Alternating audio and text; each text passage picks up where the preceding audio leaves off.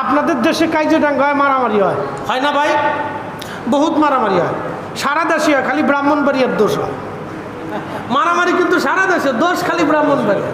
ফেসবুকে ইউটিউবে দেখলে মানুষ ঢুকে এটা কি ব্রাহ্মণবাড়িয়া নেই, কিন্তু মারামারি হইতেছে কিন্তু হবিগঞ্জে, নবীগঞ্জে। যে মারামারিটা হইল 2 দিন, বাপরে বাপ, সেনাবাহিনী হয়েছে থামাইতে পারে না।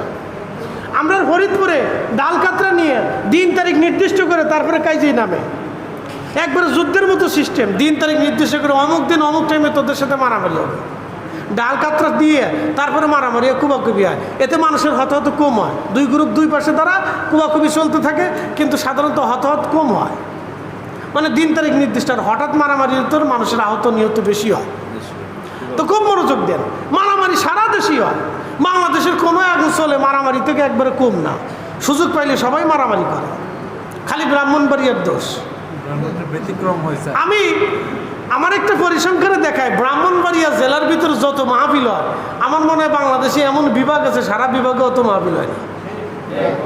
এক জেলার ভিতরে যত মাহফিল হয়, মারহাবা কর না। মানুষ যদি এত খারাপই হইতো তো মাহফিল দেখে কি কথা, ঠিক আছে না? মানুষ যদি এত খারাপই হয় তো মাহফিল কেন দিবে?